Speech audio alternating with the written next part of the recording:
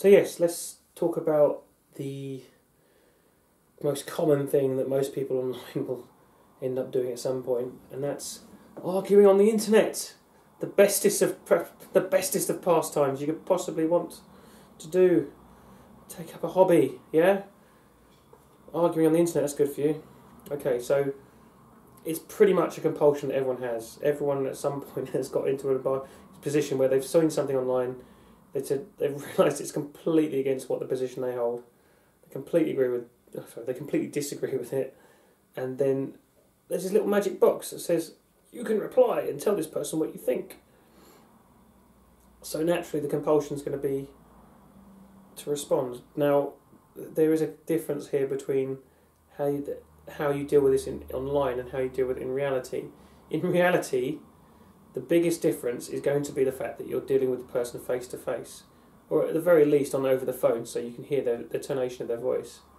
And realistically, the biggest barrier to any kind of conversation is going to be social. That social interaction. You've got to first of all you're coming face to face with someone. You realise that straight away, obviously, that they're another human being, and the hardware in your brain is hardwired in some way to kind of not be confrontational. And this is a good thing. You don't just want to be walking up to everyone in the street who you don't like the look of and punching them in the face, knocking their teeth out, just because they got a red hat on and you don't like red hats. But online, there is no kind of you've got at best an avatar, or a username, which is obviously not their real name in most cases, and it's just an easy fix for an addict to just be like, I'm sitting here, I'm completely separated from the rest of the world, and I've just got to press a few buttons, and straight away this person is being imposed with my opinion, and it goes one of a few ways. Usually it'll go along the lines of, you're a fucking idiot, mate, what the fuck are you talking about? And it's kind of a self-evident statement of, well, of course you're wrong. And that just goes downhill straight away. You've obviously got the trolls who obviously prey on that and just want to get a reaction. And you've got the people that generally want to have an argument, not in the sense of an argument, but in the sense of a discussion argument. Or at least try and show the other person that they might be wrong.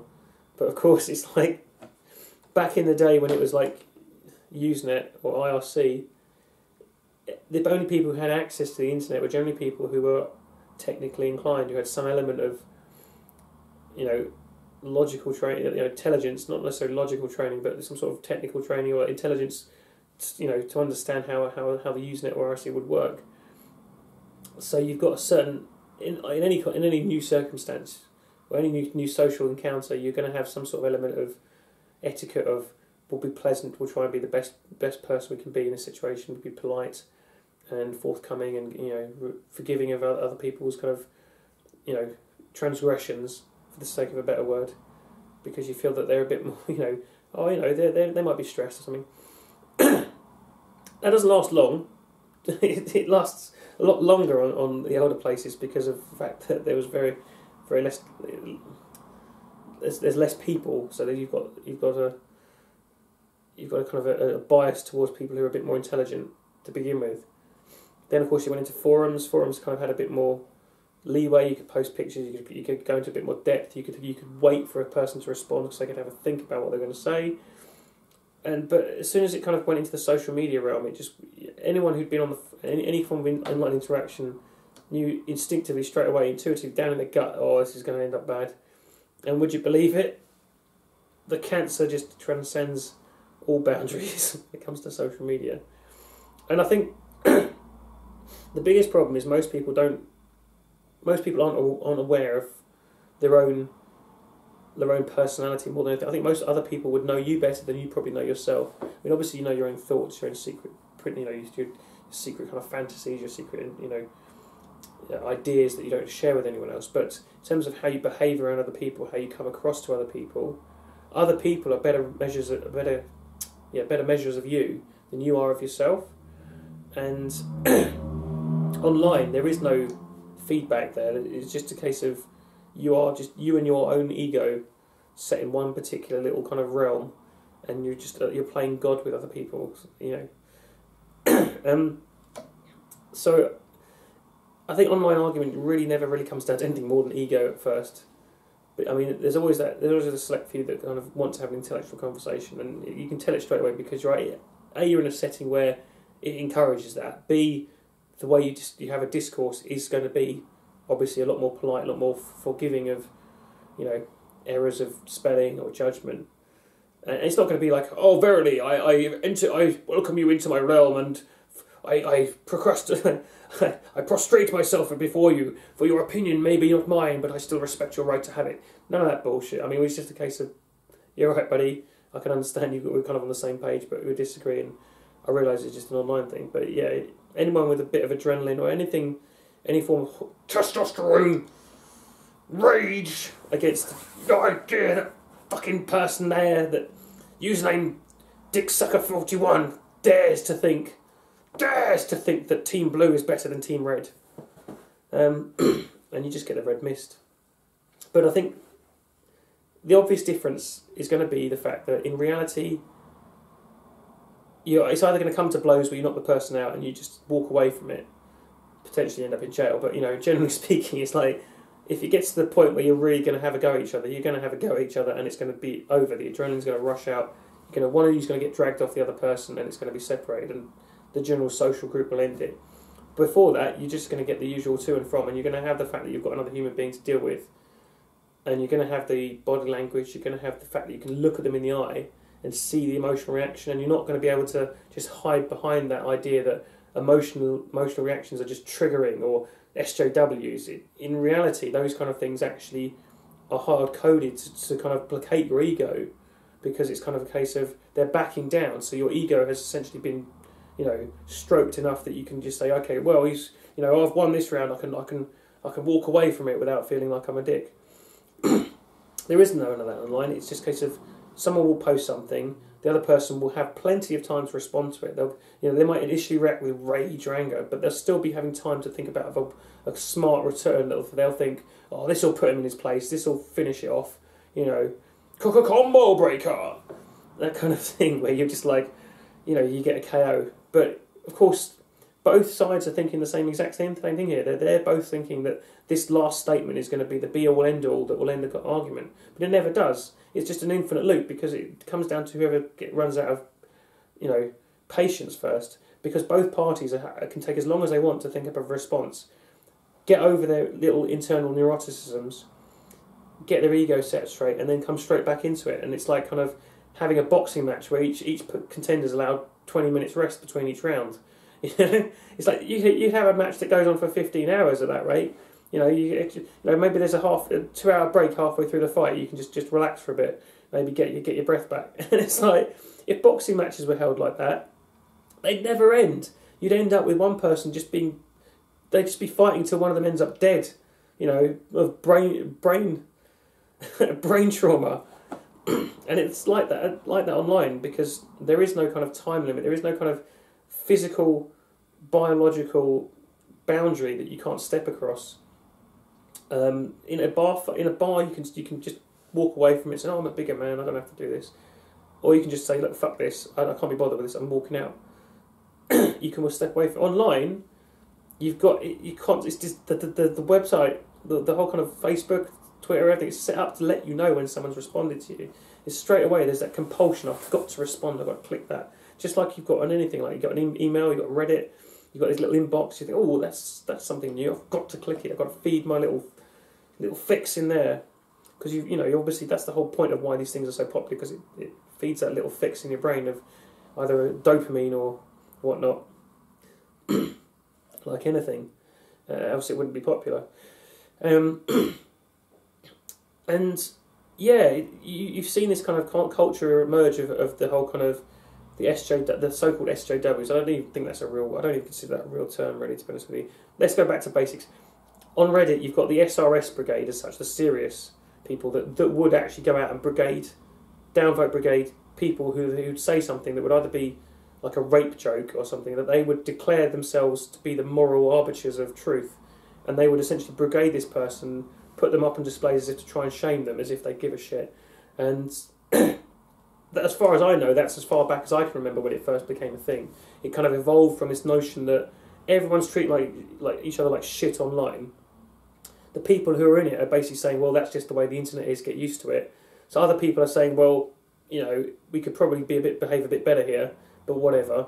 And there's these people that are just this like extreme left wing that are say like that are just kind of the extreme left view that we have to impose some sort of control over this, not through moderation, not through negotiation, but just flat out fascism. I hate using that word. I don't think it's appropriate, but yeah, they're kind of imposing your will upon the group through just downvote brigading, just, you know, publicly shaming, in some cases doxing and whatnot. Oh, I've changed rooms. Or someone must have interrupted me in the last video. Maybe I'll try a different room. Maybe here instead. What about here? Nah. Or maybe I'll do it from nowhere. Nowhere but anywhere. Nah. No, I quite like this room. I'll stick with this room. So the psychology of this whole kind of engagement is really interesting. So, you know, when you're online, you don't see the consequences of what you're doing. You don't see the person's reaction, their kind of their genuine reaction in most cases, because obviously there's a lot of kind of implied body language. They just kind of use of the way you respond, as if to say, "Ha, I'm not infected by that." A lot of it tends to be, oh wait, I'm in the wrong way around there, or I'm not centered. A lot of it tends to be about trying to save face, because there's no way of physically interacting with the other person, restraining them, pushing them out the way, attacking them, placating them in any way, shape or form. You've essentially got to try and save face in some way.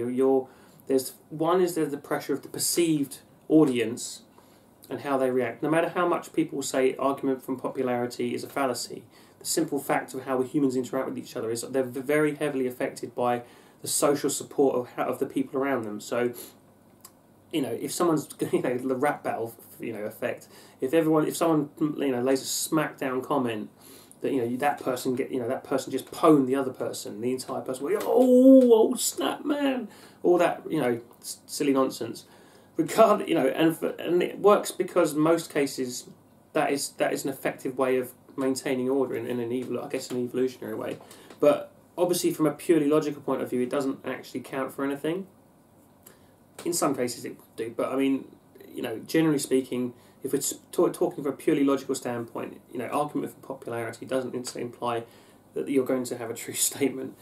But of course, you're hard coded for that, so you can't help but feel that you have to somehow put yourself across in a manner that kind of puts you either on the moral high ground or puts you in a position where you're supporting a consensus view that most people would agree with, like rape is definitely not bad, or duh, kind of thing. Are you telling me that you're a rapist? Oh, look at you, you're a rapist, because you know my position is that rape is bad, so therefore your position must be the good. You know, and you get into a lot of straw man arguments quite quickly that way. So you've got the social pressure, or the perceived social pressure, because your mind is thinking, well, there's thousands of people potentially watching this, and obviously that affects the upvote, downvote psychology you often get with likes and whatnot. No matter how many people say, oh, it doesn't matter, to a certain degree it will trigger that reaction within you, where you've got that kind of that hot feeling inside your chest where you're instinctively reacting. That doesn't mean that leads on to you being wrong, or that it leads on to you, you know, letting it get the better of you. Because like I said, you can spend like the next half an hour doing something else and then come back to it as if nothing's changed. But that's the first main issue. Then there's obviously, like I said already, there's the issue of lack of body language, where there's no perceived or noted consequence to what you're saying to the other person beyond what your mind can imagine. You know, you can imagine the other person's crying like a bitch from what you said, but potentially they might just be pissed off. They might just be reading the news or eating a piece of toast, not even paying attention to what it is really. Which is kind of how I tend to put myself, because it often, when I'm engaging with people, often I just force myself just to say, I don't give a shit about what happens here. Just be like, yeah, you know, well, I think this, and you know, I think kind of this is the way it is, and I just try and avoid getting into the emotional attachment to it, because you'll often notice when you do that, the other person straight away infers that you're either butthurt or upset or, you know, triggered, or whatever bullshit term that you want to use at that point, just simply because you're responding with a disagreement. And it does kind of highlight to yourself in that way when you try that, how quickly people are willing to infer what your reaction is, because there is no feedback other than what you write. Even with all the kind of notions of GIFs and reaction GIFs, whatnot, that's still at the end of the day a bit of posturing, and what is perceived often as posturing. So there is that, and then there's this rather kind of going back to the whole kind of notion I was talking about a minute ago about the whole SRS brigading and the SJUs, the SJUers.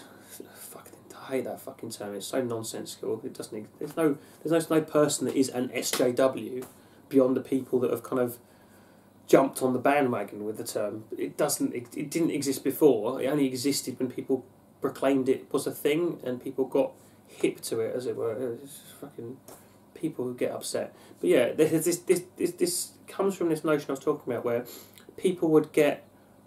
People would first of all acknowledge that people would get upset online. There is an emotional reaction there, and then obviously they take it way off to the extreme of we've got to kind of project this righteousness upon the other person for doing that. But it comes from the fact that people get mocked, or people mock other people for implying that they've got emotional reaction to something that's said. Like, for example, they find it insulting that you don't believe in climate change, or they feel it's insulting that that people could go around and think that it's okay to kill babies. Not that people really want to kill babies, but that regardless of, it's quite a good example actually to see it from the other perspective, that obviously people who are anti-abortion as such do actually feel impulsively insulted by the idea that someone would happily throw their child away, a potential child, because from their point of view, it's all perfectly lovey-dovey ideal world situations where, how could you possibly do that to a child, even though the child doesn't necessarily exist yet. But that's where it comes from, and people often try to put that down as if it's kind of a weakness or a flaw in person's reasoning ability. Because you're emotionally reacting to this, therefore your argument is coming from a biased, prejudiced premise. And I don't think that's actually true. And I think if you look at how people react to anything, there's always going to be an emotional reaction. A lot of Sam Harris's work talks about that. Not his work, but his kind of his writings on that, where he talks about what other people have found, how even the simple case that 1 + 1 = 2 has an emotional response to it. Pretty much every form of reasoning that you have has some sort of grounding in your instinctive, essentially your gut reaction, which is where I think it's your endocrine system, your endocrine nervous system, but essentially your stomach has a bunch of nerve endings that deal with impulses and hormonal responses to give you the feeling of, I feel ill because that person is just kind of eating a piece of shit on like Dirty Sanchez or, Jackass, whatever. Or I feel shit scared because that movie's just decided to kind of jump scare me. It gets the adrenaline. That causes a lot of what we think. And if you look into the whole kind of notion of how the brain works, pretty much everything comes from the fact that we kind of ad hoc a lot of our rationalizations after the fact. Our gut has decided for us what we're going to do. That's not how everything works all the time, because of habits, because of free anti-will as such, where you impose, you stop yourself from doing something before you do it. And also the notion of just you have the time to think about something, or just cut yourself off. I think I would say, yeah. So almost everything, if I say to you 1 + 1 = 3, if you just say it just as a pure statement, like 1 + 1 = 3, as if to say, well, I'm obviously wrong, it's not very emotionally involved. But if I was to genuinely argue with you, to try, no, really, 1 + 1 = 3, you'd start after a while to get kind of, well, no, it's not. And see, I'm laughing there because it's like, it's so trivially, stupidly wrong. But all that kind of internal emotion is still part of the reasoning process. It's still why you believe it, because it's so self-evident. Your brain is not going, 1 + 1 is quite obviously 2. Therefore, anything that is not that is wrong. Your emotion, your gut reaction is telling you that something wrong about that statement. That 1 + 1 = 3. Challenge it. So, going from that, you then end up with how it works online. Obviously, everyone's going to have an emotional reaction to something you say, whether it's political, scientific, just general conversation. and there's different levels. There's the kind of, I think what people kind of initially react to is the kind of the outrageous, oh, I'm a Marine with over 3,000 confirmed kills and I'll fucking kill you kind of thing, to the kind of like the whole Trigglypuff meme that you often see. I don't like that meme anyway. I think it's just cringeworthy, and I've got no context to how that person might have actually felt at the time. She might have got caught up in it, but it's hyperactive behaviour, isn't it? It's essentially your emotional reaction doesn't meet the standard of what is actually being discussed, or what most people would consider a calm, reasonable conversation. So there's that extreme reaction, but then people use that as a means that any emotional reaction, no matter what it is, that, oh, the Holocaust never happened. People, well, why are you getting so upset by that statement? Or are you triggered? You know, you're just one of those people like Trigglypuff. That's what they try and that's the tactic they often use, because they think that any emotional reaction is a weakness or a failure in your argument, and it's not. And I think we have to. It's never going to happen online as such, but we have to accept that is a part of our psychology, and it's how we humans work. And we can kind of pretend this ideal exists, that we live in a perfectly rational world where nothing emotional affects us, but we'd never be able to do anything. I mean, you can, and I don't know, then I have to refresh myself on the name of the person, but there was a woman who was involved in a motorcycle accident, and she damaged the front part of her prefrontal neocortex, I think it is, which essentially is the kind of the part of the brain that helps judge situations. Now, she could, after the injury, she could make perfectly rational decisions. She could see that, oh, okay, that can of beans is £1 more expensive than the other one, and they're both roughly the same quality, so I'll get the cheaper one. But she still couldn't implicitly make those kind of decisions, because it always required some element of emotional reaction, like she liked the look of the colouring on that packaging, or she liked that particular flavour or something. Beforehand, like you and I would make that decision without even thinking about it. We would always never think about it, because it would just come into my brain from our body. But she couldn't make even those simple decisions, because her brain trauma had separated the emotional section of her brain that communicated to her rational part what to decide on. So it's all well and good saying that I can be a perfectly rational person and see that x plus y equals z, but without any context to what x or y or z is, that's all you're saying. Just that you can follow a train of argument. Yeah, if you completely separate yourself, you can do, but you've taken all the value statements out of that. And just because we humans get it wrong sometimes doesn't mean therefore we have to throw the baby out with the bathwater, because you need those to function. It's about disciplining yourself and being able to recognise when you're stepping over the line, or when you're letting your emotions get the better of you. Now, I'm not saying that the whole kind of notion of online debate or discussion, I hate debates anyway, online discussion is ultimately doomed. I'm not trying to be a pessimistic view, I'm just being a bit realistic about it.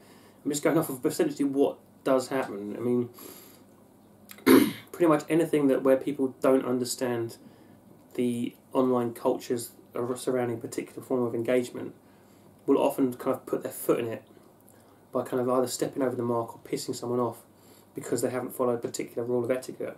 So I think the best we can hope for is to kind of try and slowly push it into the realm of a bit more calm, rational debate. But let's be honest with you, the notion that most people are intelligent, well-thinking people is false most of the time, even with the best of us, especially when it comes to someone just sitting in front of the computer checking out what the latest whatever on their Facebook is and coming across an argument like vaccinations are a load of bollocks kind of thing.